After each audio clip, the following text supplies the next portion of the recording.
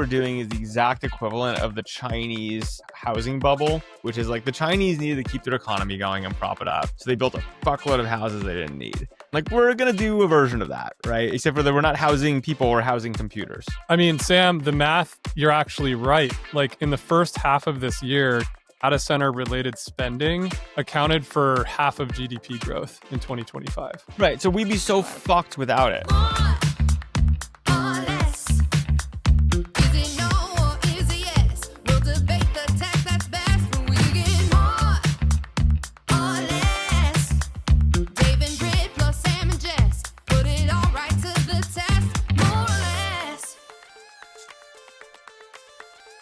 Why, hello, friends. Welcome to More or Less. How's it going, everyone? Hey, Jess. It's SF Tech Week. Does anyone care? Oh, my God. Every week is SF Tech Week. Says everyone who lives in SF. That's what they're calling it. That's the dumbest thing I've ever heard. There should be FX not Tech Week. It should be like SF not Tech Week would be much more meaningful than SF. That would be a good branding exercise for offline. We should have Sam, you can do this. I believe in you. SF Offline Week. No, I'm focused on my etiquette school, which is, by the way, booked 4 seasons, happening, so good. But that's... Do you have sponsors yet? We don't need sponsors. I'm my own sponsor, Britt. It's November 4th. The wait list is quite long. I can't November believe this. 4th. We've got it all wired. So that's my like... What percent of the wait list do you think is just intrigued by you having this concept or actually cares about getting etiquette? Doesn't matter. Well, you don't just get, it's like you have to like apply. Like, we're picking people that we want to teach etiquette to. So, Do you have to apply through merit.us or is it? No, that probably would have been a good cross brand, Dave. We didn't do that. We probably should have. But Merit First. I'm here to be your strategist, Sam. Merit First did launch today. Is doing very well. I caught up with the CEO. So go Merit First. Lots of things are launching. Wait, it launched today? I thought it launched a while ago. What do you mean launched? I was playing with it. There was an announcement. They announced their funding. I don't know, but like number go up and like people use. There was an announcement. It launched. Number go up, people use. There's a very sexy video. Can I just announce stuff every week and just say that I'm launching shit? Okay. Yes, absolutely. It's the internet, 2025, baby. You can just do stuff. Great. I'm ready to launch. My meme lord, and there's so many launches. Area 2 launch, like all these companies I've been invested in for years are all launching. We've gone through 3 topics in 3 seconds. 3 topics in 3 seconds. Jelly went back at a $110 million valuation Okay, last we're not week. going to meme coins yet. Jelly is ripping. Yeah. Okay, let me translate for you, dear listener. Stuff is happening in Silicon Valley again, right? This is what's happening. I was at a meeting till 1 a.m. last night. Sam I thought he might be dead. It was unclear what was going on. It was awesome. I haven't been in a meeting with smart people until 1 a.m. in a very long time. Were you on Zoom this whole time? No, I was in a physical... No, he was in person. He went to San Francisco. You drove the Miata to the city and went to a meeting. I parked it on the street. I was terrified I was going to get like the windows slashed, but it didn't. Ugh, yeah.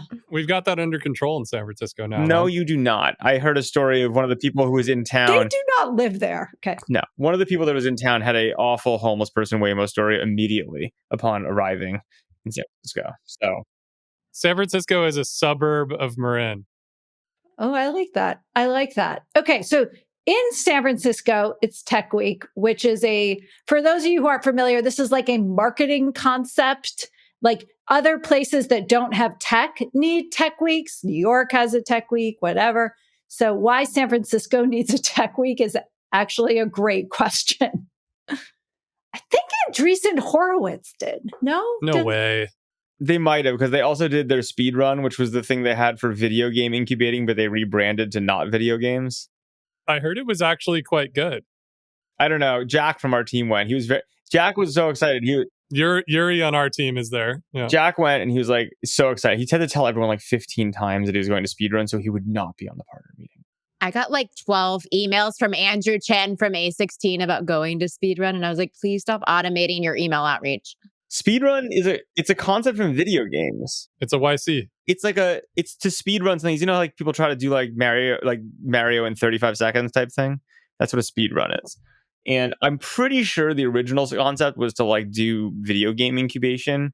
And then they pivoted it this season to be like this year to be like just a fast incubator. Well, they also only put 25K in these things, right? So they're just Is this like a hackathon? Like you go and build something? Is that what it? No. No, this is a YC competitor. It's like a pure. everyone's building YC competitors. Pair also had Pair demo day this week. It's like everyone's having demo days. Yeah, because it's just like when you don't know what's up, you know what the best strategy is? Get like 10,000 entrepreneurs and one might work. The main thing, though, perhaps the more interesting inside story that we keep hearing is that all of the deals are done before demo day. So demo day is just a social party that doesn't matter anymore. Well, I don't know. I met with one company that was in speedrun. They came out of the house before speedrun one day before, and they definitely didn't have a deal done.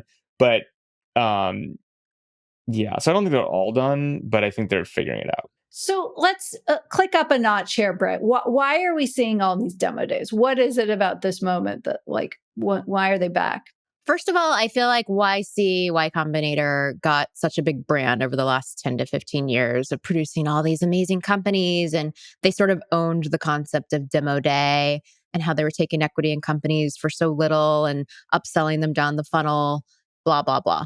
Well, now a lot of other VCs who also have, by the way, like enormous AUMs like A16 and Pair are just like, well, I guess we should play the seed and pre-seed game. So we should have demo day and throw these massive events and bring in all these founders. But why in October 2025? Like none of this is that. Yeah. Because no one works outside of October, Jess. Okay. That's a good reason. Reason one, Sam. I think there's a real reason, which is what happens if you these take like a year or 2 years to gestate as ideas. So 2 years ago, all these venture firms sitting around watching valuations go bananas and like, this sucks. I don't want to pay these valuations. Plus all this excitement pouring in. And like, and by the way, they have no idea how to differentiate what's a good and bad idea. And it's like too much. So like, you know what we need to do? We're going to overpay for this shit over here, but then we need some really fucking cheap companies. And like the best way to get cheap companies at zero is, so it takes like 12 to 24 months to actually do it. So what you're seeing is ideas from 2 years ago and last year playing out now. And it's just about getting cheap into companies when you don't know what's up. And I think the AI cycle fits that timeline too, though. Like if all the VCs got like really excited about AI in 2023, then yeah, they were like, "Ooh, how do we canvas the AI market and just get like a bunch of pre-seed companies all at once?" But specifically at the cheaper end, because if OpenAI's next round is going to be hundreds of billions of dollars. This is about getting more ownership at pre-seed, basically. Like that's what it comes down to. Yeah, and also just like, yeah. And my big problem though is I can't run that many etiquette schools. I'm not set up for that yet. I can only run one etiquette school at a time. You got to franchise it. You got to take your star pupils. My goal is to have an etiquette school for every legitimate incubator sooner than later. That's because that's what I want to see. Is I want the people to come out of there who want etiquette school. That's how I'm going to screen them. Sam, I'm curious, what are your KPIs for etiquette school? How will you know if it's successful? Deals, man. We're in the deals business. But aren't you trying to teach them etiquette? Yeah, whoever has the best etiquette gets a check. I mean, it's like, look. No, but for them, for their life, like in their futures. Yeah, but I'm also using this to learn who's good. Like, this is not a charity etiquette school. Don't you have an adverse selection problem, Sam? The people that are selecting for your school are probably not the best founders. No, I think they are Dave, this is where you and I completely disagree. You seem to think that people who want etiquette are bad. I think people have the introspection to realize that etiquette's going to help them get ahead in deals, in partnerships, with exactly who the fuck, and who have the humility, right, to be like, I need to learn this. Like, that's exactly who Sam Lessin wants to talk to. You can go talk to the people who don't get it. No, it's the people that already have etiquette is who we like to talk to. No, I don't. No fucking way you're talking to people with etiquette. So here's my thing. I think the only question at our firm, and from my perspective, is I actually don't think you want to go with the person who has the best etiquette. I think the most interesting people are the most improved, right? Like you want the person who comes in with terrible etiquette, but takes it seriously and comes out with great etiquette and is humble about it, understands it's a tool to get ahead, right? But what if this is like The Biggest Loser, Sam, where they lose all the weight and then they just gain it right back? Well, again, this is, look, we're experimental venture capitalists. It turns out if we find the person who is, in one hand, it's like if you go through etiquette and you're like a fucking slob and you are able to become like what's Pretty Woman, and we're like, oh my God, that's the best etiquette. But then you like revert, we're like, wow, like well played, person. But like but I don't know. I want people with introspection. I want people with perspective, you know? It's going to be something. Okay, November 5th, applications are full up. Tell us about introspection. Last thing about this, and we're going to move on, I know, is I was thinking, Gary Tan's been very upset about this, which is just music to my heart.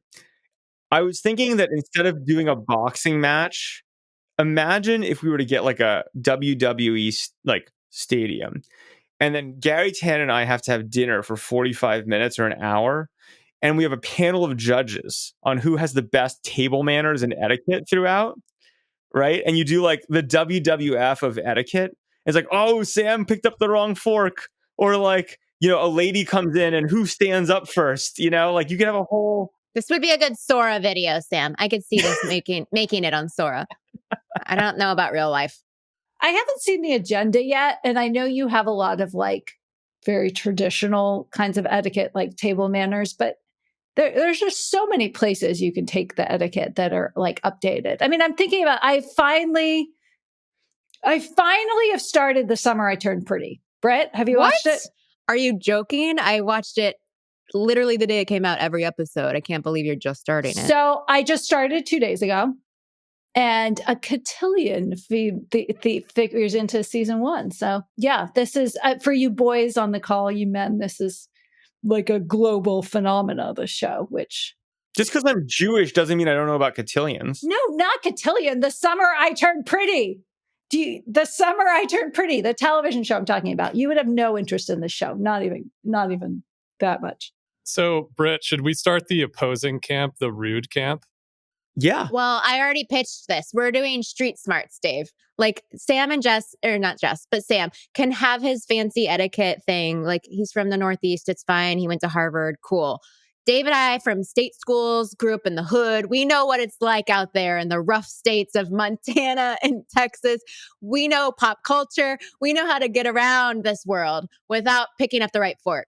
What about like how to defend yourself in a street fight against a homeless person in San Francisco? Or like what to do when you're like locked in a Waymo that's broken? Like there's a bunch of like San Francisco street smarts. That's true. See, like you're making the case. Waymo etiquette. Do you thank the car? I always thank the car. I want Waymo to know I cannot get out of a car without saying thank you. Probably smart to thank the car. I just thank the robots. I have to admit, I did not think of LLM etiquette. And that is a funny one. That might have to be That's got to be a section, Sam. I only honestly, I threaten them because they do better work with threats. We appreciate the Etiquette School update every week. Keep us posted. We're going to move on. Guys, guess where I was last 2 days? I was at Zeitgeist. Do you know what Zeitgeist is still going Google on. Zeitgeist? Google Zeitgeist. Is it still in Arizona? It is in Santa Barbara, Montecito. Google's it's gotten a lot richer. So they kind of upgraded the digs. Yes. Well, and I have permission to say everything I'm going to say because I always ask for permission. It's always been a good event. It's a wonderful event. First of all, Mark Ronson talking about how he DJs. Interesting. Then you of course have all the panels on AI, the economy, but amazing guests. And I just really learned a lot. But here, this is my tip to everyone. So I'm fortunate to go to a lot of events. The quality of this event is off the charts in terms of just the stage, the presentation, right? Most events, 2 speakers go up there. They put their headshots and name. How stupid. You know their names. Google had these beautiful screens where they were showing beautiful related photos, just amazing visuals. One of my favorite things was a retrospective on 20 years of YouTube, where it went through all these videos that changed the culture. I actually started getting teary-eyed at one point because do you guys remember that wedding dance video that went viral and then was in The Office? Remember that video? What was the song? But it was doing some kind of like mini flash mob down the aisle. You guys will all remember this. And then like The Office picked up. So the video was showing everything to culture. There was our favorite, the I Am Not a Cat COVID video. That is my favorite video of all time. Double Rainbow. Do you guys remember Double Rainbow? I remember Double Rainbow. Uh-huh. It was so good. And then of course, the modern stuff, like they are making a Skibbity Toilet movie, which maybe you guys know. Our boys are all over that. I know, but it was so good. But anyway, so the quality's so high. No swag. Interesting. Good. People don't need swag anymore. Isn't this a good thing? At first I was like, oh my God, I need another fleece. And then I was like, but I don't. And so now the ultimate power move is no swag. I love it. Don't you love it? I love it. Mm-hmm. So that's my piece of advice from this amazing conference. I spoke at Zeitgeist a few years ago. Who was I on stage with? Dave Collison and somebody else. It was really well done back then too. So I'm sure it's gotten even better. It's my alma mater. I'm pro Google. Jess, we did no swag at our secret conference. That's the thing. It's like kind of this power. Now they do have everyone's books there. That's very TED. That's a TED move. Yeah. We do that at WTF too. We do it. And you know, our friend Andrew Sorkin, his big book comes out next week. Oh yeah, I saw he was launching a book. What's Andrew's book about? The 1929 financial crisis. Oh, interesting. Oh, so specific. Good timing as all of these hyperscalers are moving all of the data center spend off of their balance sheets. Well, so he was saying he thought he was writing a prequel to Too Big to Fail, which was his awesome book about the most recent financial crisis. And he may have written a sequel to that, right? Like, or in sense of that was a question he posed on a panel, right? Or are we getting to that? How's everyone feeling about AI bubbledom this week? How are we feeling? I don't think it's moved much week over week. I think the bubble's still large, but has not popped. It hasn't popped. I mean, it's us of Tech Week. We got to keep the bubble. Well, it's like the dog that's eating its tail now, right? You've got OpenAI taking positions in AMD. Like the whole thing is starting to wrap into it, like all wrap up into itself. And so that's the main thing that seems to have changed this week. I have used more Sora than I thought I would over the last week. I just want to get one more bubble topic in, and then let's go to Sora and do Sora check. Well, that's part of AI. Yeah. No, I'm just saying, like, I feel like, the OpenAI and all of the big models continue to be launching interesting things, but I do feel like we're starting to plateau along the curve. And so the question is, what happens next with the economics of all of these big companies?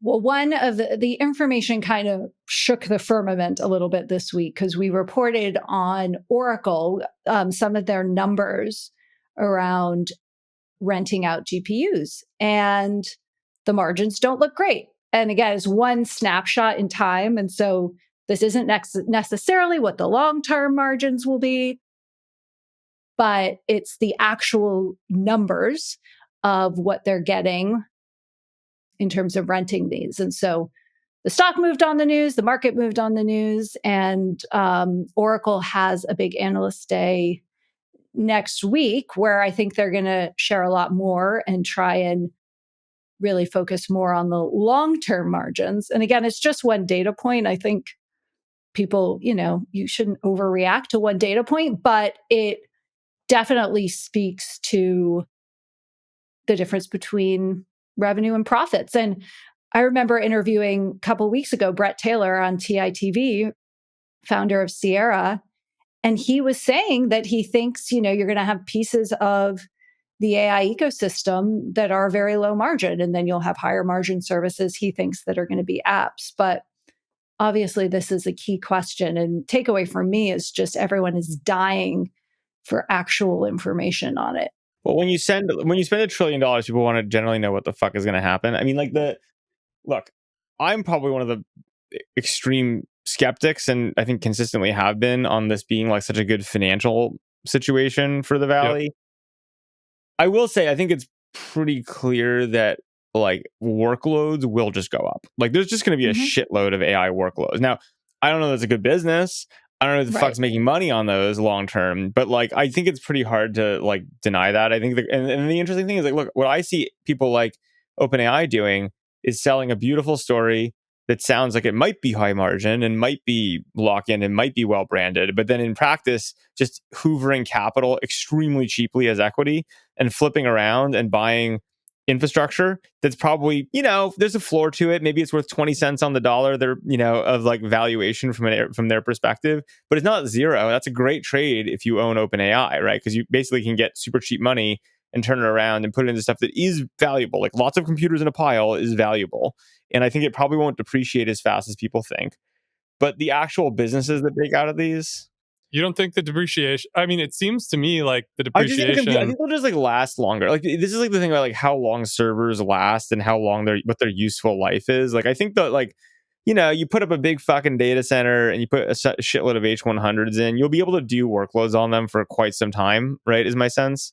Now managing them is complicated and like the infrastructure is weird, but I don't think there's going to be like, we're not going to like wake up one day unless there's a huge paradigm shift in like models and small models and they're all on machines and we don't need servers. Like I think it's fairly safe bet that like we'll use more AI workloads in the future. But again, like it doesn't mean that's good business. But then the quantum's going to come, quantum workloads. Google won a Nobel Prize this week. People who are much smarter than me on quantum, their basic line is it sounds cool on paper. The actual workloads, the actual problems you can solve with it and use it for are vanishingly small. And so they're like, it sounds good on paper, but when you actually get into it, and this is way above my pay grade. That's the universal, smarter than us. I don't know how exactly, but like for instance, everyone talks about like the traveling salesman problem and how like, with quantum we will solve the traveling salesman problem. And really fucking smart people are like, that's just not actually true. What is the traveling salesman? Yeah. Is like it basically there's this problem where like if you have a bunch of nodes, like imagine you're delivering, you have a paper route, and the question is what is the optimal paper route to like minimize the cost of delivering papers to like a lot of endpoints, like UPS or whatever. It scales in such a way that it becomes like an impossible problem to solve very, very quickly, right? So it sounds easy, like you have 3 spots, you go to this one, then that one. But even when you get to 100 or 1,000, let alone tens of thousands of nodes, it's like an impossibly hard problem for traditional computing to solve. And it's a really valuable problem to solve, right? Because like it's fundamentally, there's so many examples of where routing really matters. And so the traditional, like you're learning it in high school or maybe even college, like what is quantum? This is like a classic example of a problem that people are like, we can't solve it with current compute, really, but like quantum will solve this like instantly. But then really, really smart people I talk to are like, that's actually not true. And I think that's where I think like really smart people have to figure out. And the question on quantum is, what do you do with it, right? That's valuable. Maybe you need the quantum computers to tell you how to use the quantum computers. Well, but that's actually, I mean, Jess, you're making a joke, but that literally is like, that's kind of one of my religious problems with AI is people are like, we don't know how to do this in AI. Like, well, the AI will tell us how. And like, that's called religion. Like, I'm not saying there's a bunch of optimization to do, but so basically we're investing 100 trillion bajillion dollars is basically being spent on religion. The stat that I saw that was pretty shocking is that we're on track right now to spend an Apollo program every 10 months in AI. Is that inflation adjusted? Yeah, it is. So that Apollo program allocated about 300 billion in inflation adjusted dollars to get America to the moon between the 60s and 70s. And the Meg 7, not Apple, but the rest of them, Meta, Google, Amazon, et cetera, are projected to spend about 400 billion this year. And the vibe is that they're not under reporting in a financial sense, but they're sandbagging their projections a little. That 7 trillion number that Sam Altman gave a few months ago is not far off then. Looks like it might have been right. That's the funny thing about taking your Excel model and plugging infinite upside into it, right? Is like once you do that, when you put the infinity in it, you drag the little thing. That's all I can do on Excel. I just know how to do that. It's going to be an amazing business. This is from my perspective, the cynical take, which I think there's some validity to, is really what we're doing is the exact equivalent of the Chinese housing bubble, just our version of it, right? Which is like the Chinese needed to keep their economy going and prop it up. So they built a fuckload of houses they didn't need, right? And like, we're going to do a version of that, right? Except for that we're not housing people, we're housing computers. I mean, Sam, the math, you're actually right. Like in the first half of this year, data center related spending which, like you said, they're like these giant buildings full of GPUs, accounted for half of GDP growth in 2025. Right. So we'd be so Wow. fucked without it, right? That's the thing I think people keep coming back to is like the counterfactual, the really cynical take again is the counterfactual is if we didn't have a bubble of excitement about AI and investment and fraud and things like that, which by the way isn't all bad. Like there are people getting excited and building things as a result, and there's capital and whatever else. We tend to overbuild parts of these new waves of technology. Like we're glad This the is a internet big overbuild. exists. No, I know. I'm not. Believe me, Dave. I know. Is it even wrong? Like if you can excite everyone about it, and we need some fucking growth in some numbers, right? Because number go up, right? And this is the state of play. It's like, do you just accept the bubble? And you're like, yeah, it's a bubble. We all know it's a bubble. We're all in on it. But as long as we keep playing the bubble, like GDP go up and like whatever, and we all know that eventually we're going to pay the Pied Piper. You just don't want to be the one not in a chair when that happens. So I like to track how the talking points change because I think you're right. No one knows the future. But 6 months ago, it was just the investment will pay off. The productivity, and this is specifically what you're hearing from the companies themselves. So I like tracking how that changed. So 6 months ago, it'll pay off. Look at the productivity, no brainer. Now it's, well, if you're 55% sure it'll pay off, it's still a rational thing to do because the upside could be so great, the downside isn't disastrous, and you could be right. And I think it's just interesting that CEOs are now saying 2 when they were saying 1. And I kind of wonder what 3 is going to be.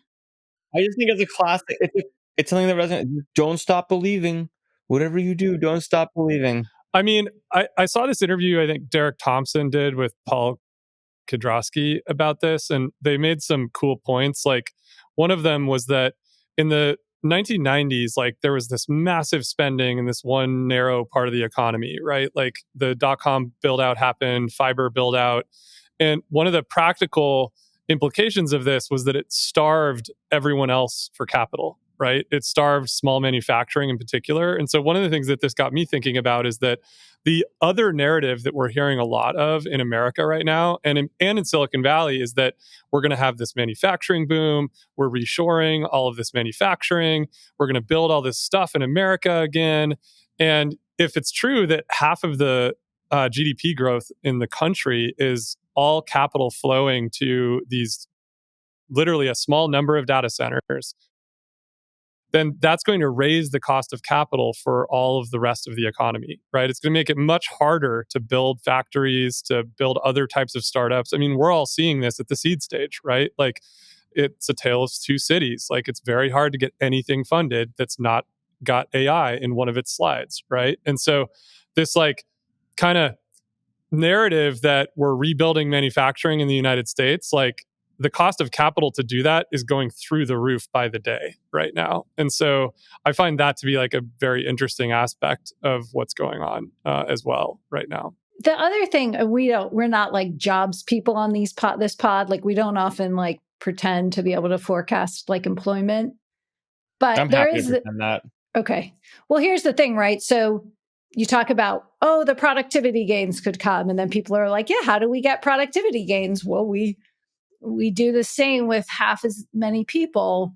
And then people try to point out, no, we just do more with AI plus people. And so this is like the race. But it turns out it's data center plus people, right? Like capital is not being rewarded. And Sam's been right to point this out. Like literally every single one of the Meg 7 and everybody else in the public markets, like if they don't say AI, or if they don't say data center spending, then they don't get a reward, right? Well, but to be clear, Dave, capital is being rewarded right now, right? Like number go up, right? Which capital? Can you guys explain that a bit more? I'm not sure. You put in $1 at OpenAI, tomorrow $4. But that's just GPU spending, Sam, to your point. Like all of these dollars are going into buildings full of GPUs that have to be replaced in 10 months. Not in 10 months. They got way more depreciation. But like the basic point is like if you're sitting in New York, you're very happy right now. You're like, for the last 20 years, these tech companies, which is the only story that matters financially. Oh, right. They didn't need money. Yeah. Didn't need money. They're so fucking profitable. They have nothing to do with us. Like we just like all we can do is buy the stock. That's super boring. And now they come and they're like, good news, big people in finance. We need you. And they're like, hooray, let's do structured finance, let's do all this like fun stuff we're good at. We love to be needed. And by the way, now we're on the same team. Like, so now we're going to collude because we all want this to happen, right? And like, it's a very, very different dynamic than the historical Silicon Valley dynamic of like super profitable tech companies on an island with no regulatory overhead and no financing needs, right? And so it's just like this is tech getting integrated into like business, right? In a lot of ways, in like big business, and it's not necessarily good or like what we're used to. It's just a very different framework for the world, right? That's how I think about it, at least. And I do think capital has been rewarded so far. I just think we're all looking at this being like, if the markets are ultimately rational, it's very hard to see how capital gets rewarded on this long term. What is your time frame, Sam, that you think that things would start changing? I don't know. That's not a thing I can know. I just know like eventually. I mean, I actually think honestly, it'll have to be like some other narrative happens that displaces the AI narrative in some way, shape, or form. Like some cataclysm happens that resets things. Trump's not in office, and some like there has to be something, because like right now there's like not. I don't think it's like collusion is too strong a word, but there's like every incentive for all the major players to collude unintentionally or intentionally on the narrative together, right? And so that's how you spin these things out of control, which is where we're at. I think honestly it could be an employment thing, right? Which eventually you can't ignore the employment reality, right? And if employment's like it could eventually be that GDP doesn't grow fast enough, and it's a debt story, right? Like there is this problem, which is our economy needs to grow like 7% to grow our way out of the debt situation. We're not going to grow 7%. That's just not going to happen, right? Like you can dream about AI all you want. There's like structural barriers to that. And so some story is going to fucking whack us, right? Like in the other direction, but it's not now. And for now, the collusion works. Yeah, but I mean, isn't it pretty basic that the market's rewarding this investing in AI, but it makes absolutely no economic sense. Like you can't underwrite like getting the value back from these GPUs in 3 years, Sam. Free your mind, Dave. Like we're in a new paradigm. Dave, why do you have to have it back in 3 years? I mean, if you're not lending... necessarily 3 years, but the majority of the cost inside of these data centers is GPUs. And so the question of like, how do you value the GPUs depreciation? And do you need to go build a new data center full of them 10 months from now in order to stay competitive and continue to like raise but these? To be clear, it's not just depreciation. It's the first question is how much do people need these things? The second question is how much are they willing to pay for them, for the cycles, right? What's the cycle worth, right? Like then there's the question of like how long does each GPU survive for? Like there's like several questions of like effectively the that go on both sides of like the revenue side, the cost operations, the depreciation. It's not just a depreciation question. I do think what?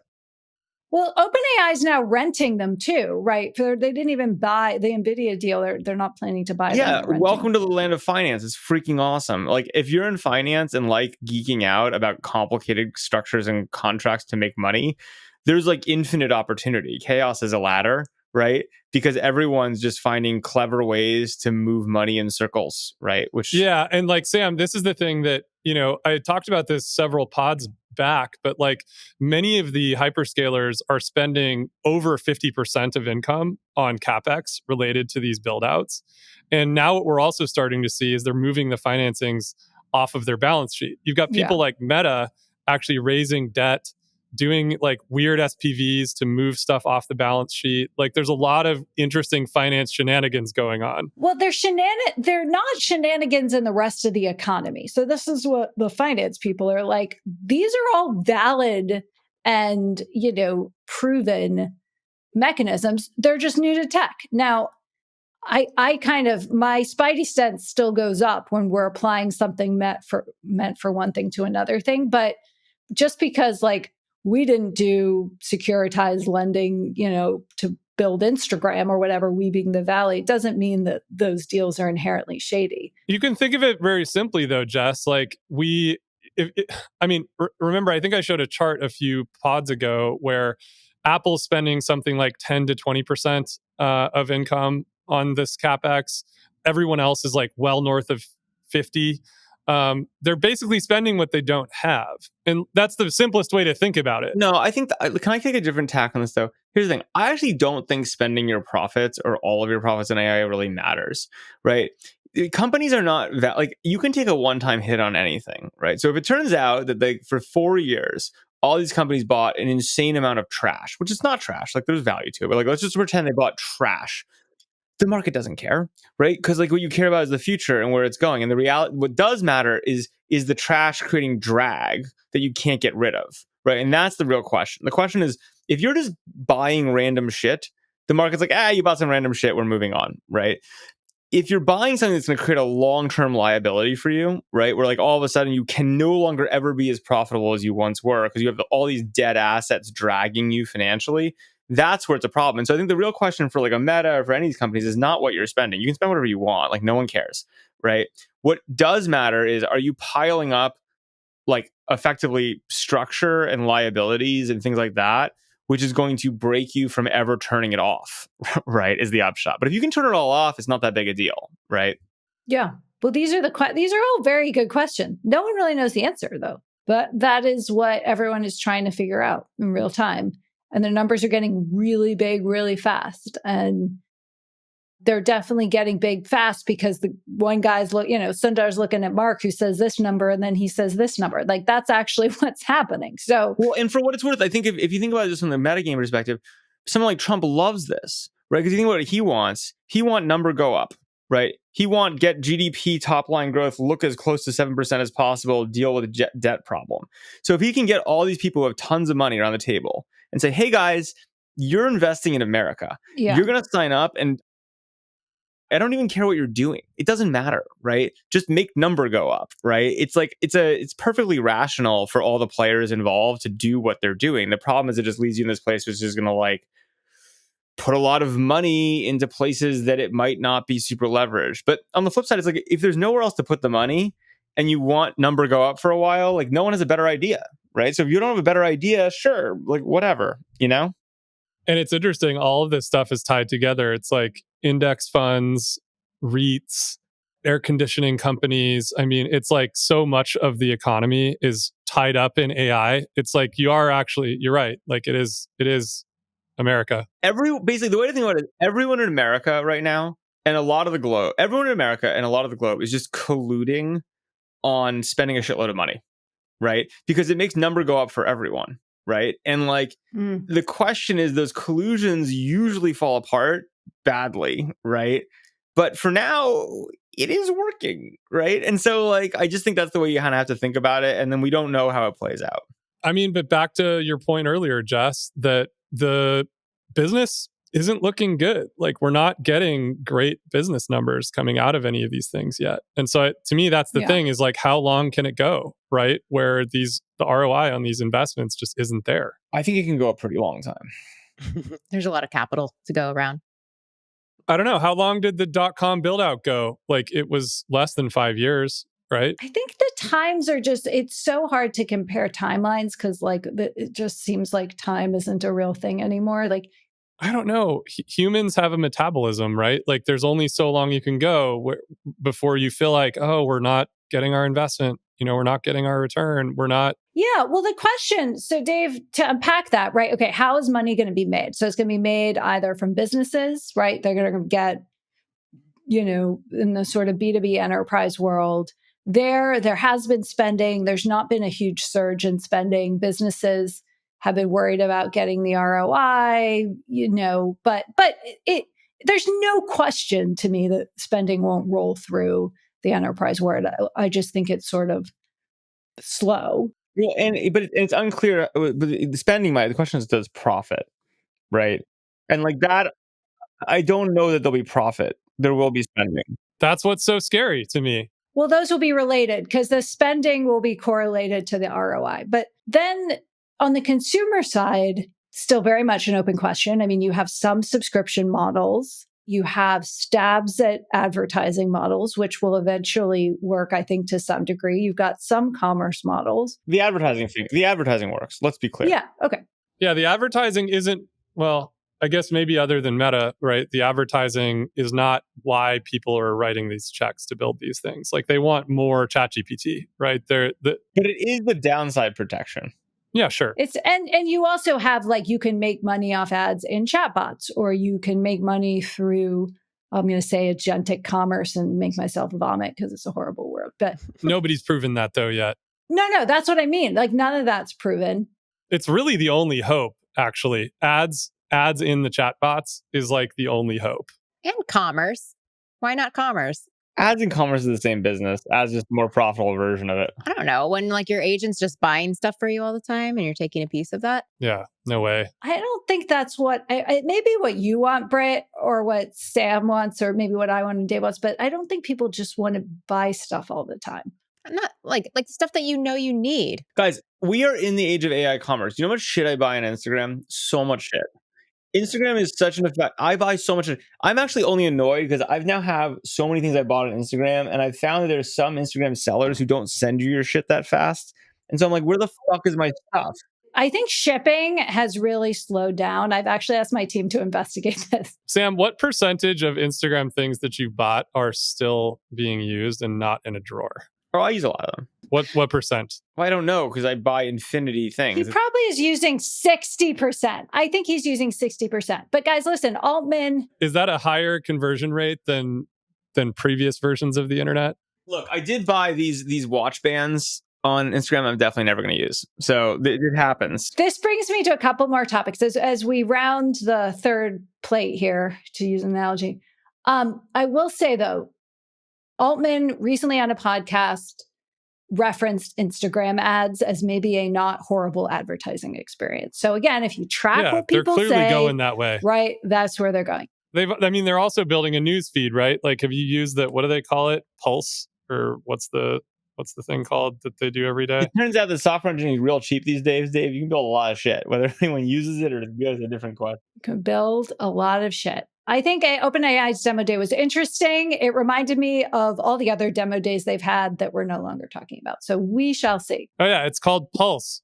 Are you guys using this yet? It's basically a news feed. Every 5 years, someone launches a product called Pulse. It's not good yet, though. There was Google Pulse, and I picture something blue with a white font, Pulse. Guys, I want to talk about Bari Weiss, our friend at CBS. Oh yeah, congrats to her. I also, though, need to mention that Sam is now a watch guy. I'm not a watch guy.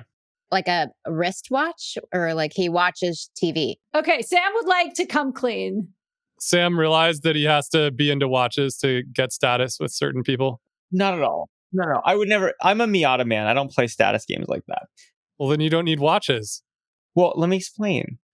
I am very in touch with my feelings. You might not believe that, but I actually am. And please explain to us when this happened. And as a man who's in touch with my feelings, I'm very aware of how impressions of things pile up, and eventually I think they're good ideas, right? He's been manipulated through the algorithm to. It's just so basically, there's all these people. I have lots of feelings. All these people, in my life are now into watches, right? And I'm like, whatever. I'm not into watches. I have my Garmin watch, but then I start getting ads for them everywhere. And after a certain number of ads, I'll just buy anything, right? And so I got piled on ads. As with a friend, he was like walking around, went to a watch shop. I'm like, I'm not buying one of these, but cool. And then I walked in to buy a Leica camera, or actually see if I could get my Leica camera fixed before I bought a new one. And they had some watches on display. And I was like, fuck it, I'll just buy one. How do you know a brand has been purchased by a private equity shop? They now have a watch line. I mean, I actually was like, well, whatever. Like I came in to fix my overpriced camera, and instead I'll buy an overpriced watch. And I like it. And the funny thing is, now that I bought one, it's like the seal is unsealed. And I'm not a fancy watch guy, but now I'm like, oh, I'm getting only ads for watches on Instagram. Like there's no other content for me because I bought one watch and it knows that. And now it's like, this is a Leica watch? Yeah. I'm actually wearing it. Leica makes watches? What? When did this happen? When a private equity firm bought Leica and started putting its brand on things that aren't cameras. How are you counting your steps, Sam? I don't care about my steps. I get plenty of steps. But the point is, this is not like a fancy status watch. I just thought it was a cool watch, so I bought it. They're kind of fancy. It's pretty fancy, Sam. Well, it's an expensive watch.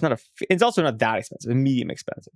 But the basic point is that like now that I'm watch unsealed and I only get ads for watches, I get the same watch ads, and there are so many watches. And so like by the 100th time you've seen a watch, you're like, I'll just buy it. So now I bought like 2 other not expensive watches, like less expensive than this watch. I was going to say, none of the watches you're getting ads for are the ones you want. And the thing about it is, like, I just feel like this is a really deep, emotional, in touch experience of like how marketing works, right? Which is like I've been marketed to, right? And it's been very successful. And it just turns out that forget targeting, you just show someone the same shit 1,000 times and eventually they'll buy it. So my version of this is Argyle sweaters. Guys, Britt, do you hear me here? The Argyle sweater. I'm wearing a sweater vest right now. It's not Argyle, but are you into it? This was like a 90s trend that's coming back. Oh my God. Argyle sweaters and kilts are like, they're all over my feed. This is you're going to do some, I can be into kilt. You're doing kilt? I really want a kilt. I have not found one I like. I'm into this. I think you look great in kilts. Get some kilts. Thank you. But guys, listen to my story here. This is a full circle story. So, guest in residence, Gigi Haddad's awesome sweater brand. I made the mistake of going to the site, and now all my feed's Argyle sweaters, right? So then I'm like, ooh, I don't know how I'm going to look. So I use Gemini I take a picture of me. I say, how am I going to look in this sweater? I'm like, kind of washes me out. 3 days went by, saw more ads. Maybe it doesn't wash me out. Texted it to our friend Annabelle Teal. Annabelle, should I buy this sweater? No, it would look horrible on you. Waited 4 more days, bought the sweater. You know what I did this morning? I returned the sweater. I'm not a guest in residence Seafoam Argyle sweater gal. And I knew that deep down, but the marketing worked. And all these points I could have just turned away. Gemini, friends, common sense. But I am returning it because it's an expensive sweater. So I'm returning. But that's actually the thing is like that worked terribly for them because if you return it, they're That's fucked. true.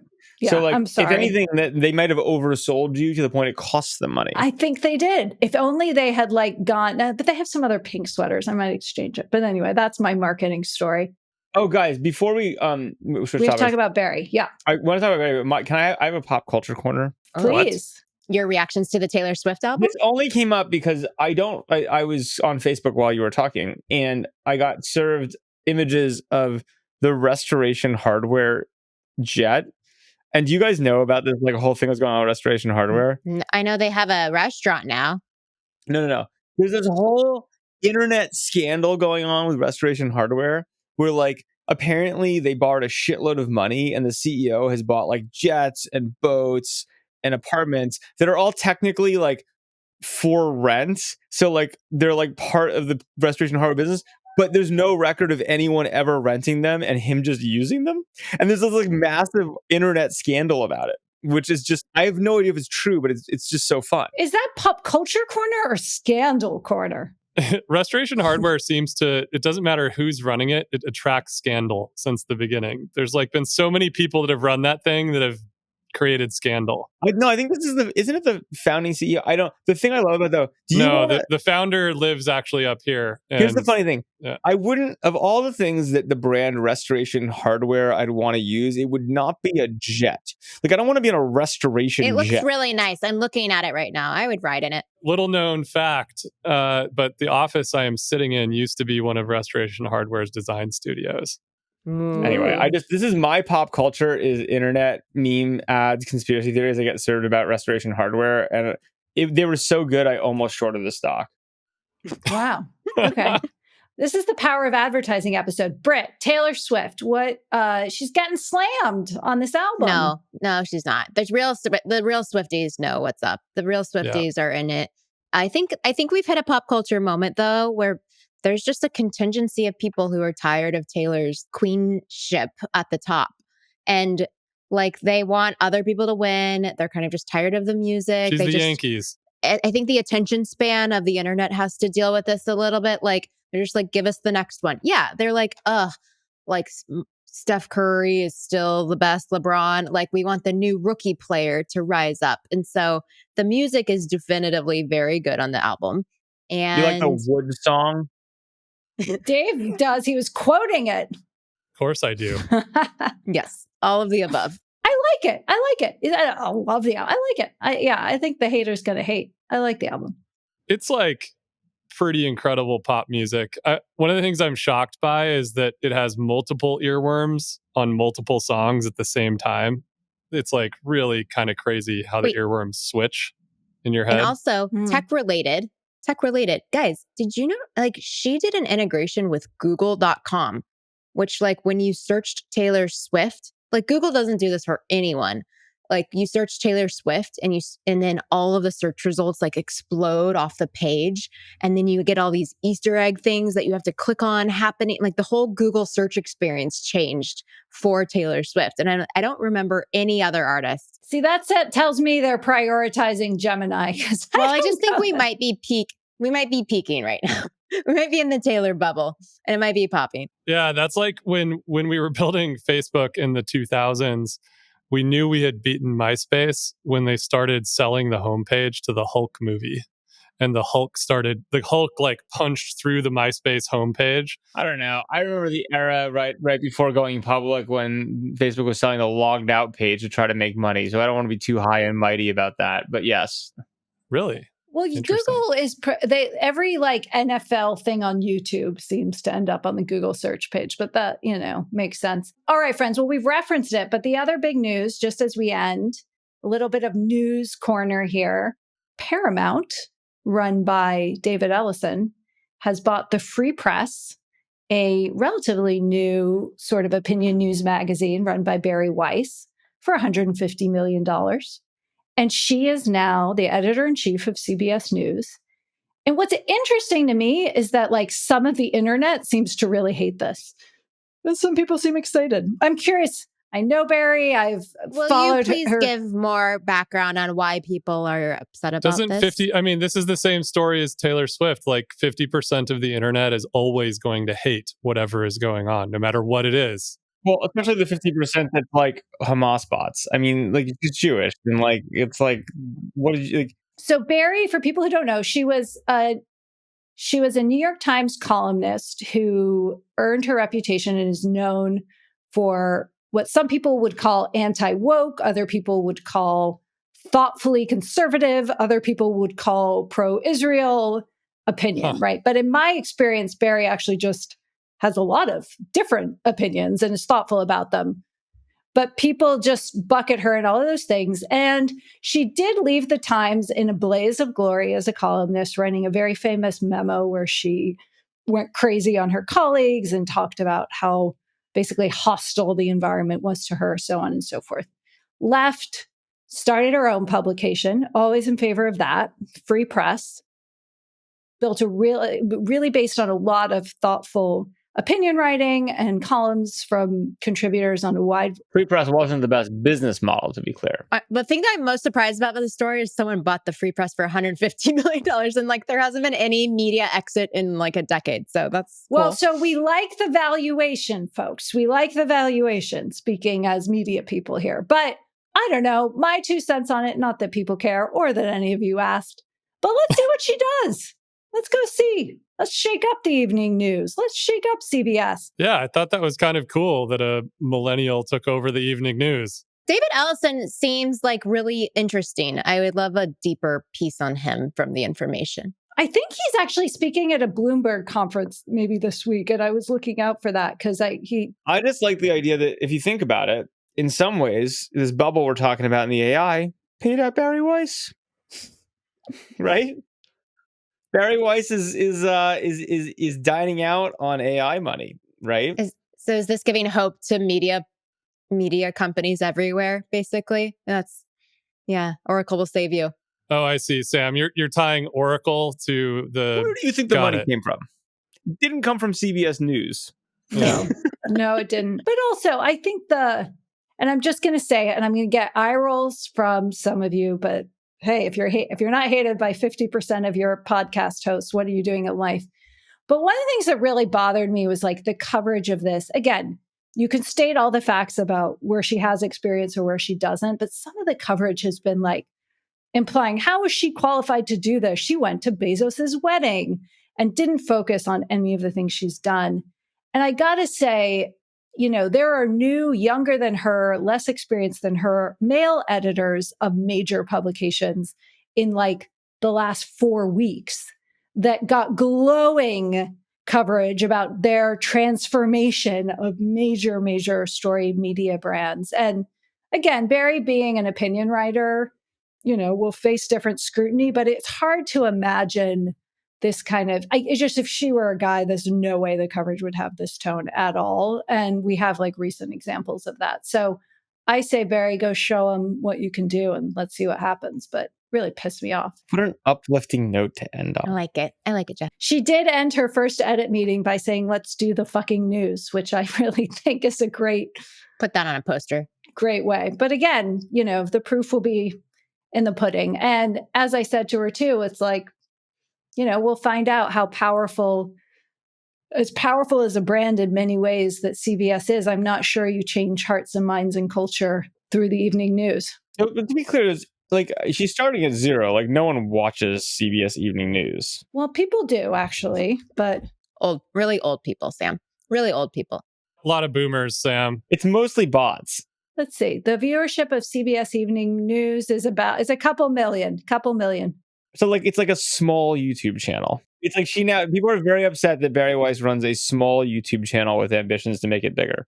We'll see. I don't know. Buckle up. What else are we going to talk about? AI? I'd rather talk about this. Any parting thoughts, friends, that we want to leave the great viewers of this great podcast with? Shout out to back channel member Aaron Hoffman. I did his podcast yesterday. Psyched about that. We had a good conversation. Check out his podcast. I think it's called The World of DAS.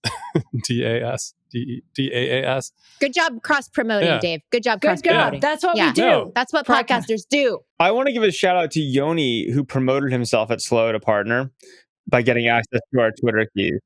My whole feed was like, wait, was he promoted? Was he not promoted? Did they promote him? What's going on? That's one way to do it. That's the Sam Lesson way to do it. It's like great. It's great. And then also shout out to me. I had my most viral tweet ever. Oh, really? What was it? I specifically said, I posted a picture of MrBeast where it says, MrBeast calls out AI threats to YouTubers' livelihoods is scary times. I said, most successful creator of manual slop worried about AI slop.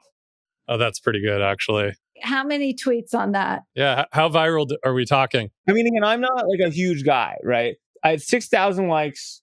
People like that shit. 260 comments. Mostly lovers, some haters. How are you going to top that, Sam? I don't know. That's like kind of what I'm going to put on my tombstone. You should drop the mic. You should do more Onion headlines. Yeah, I'm going to work on. I mean, again, I'm just out here experimenting and telling truth, speaking truth to power. Something like that. Well, friends, it's been a joy. To our listeners and viewers, thank you for joining us. It's been another great week, and we'll see you again back here next week for another episode of More or Less. Bye. Bye. But not me. See you later. If you enjoyed this show, please leave us a virtual high five by rating it and reviewing it on Apple Podcasts, Spotify, YouTube, or wherever you get your podcasts. Find more information about each episode in the show notes and follow us on social media by searching for @MoreOrLess, @DaveMorin, @Lesson, @JLesson, and as for me, I'm @Brit. See you guys next time.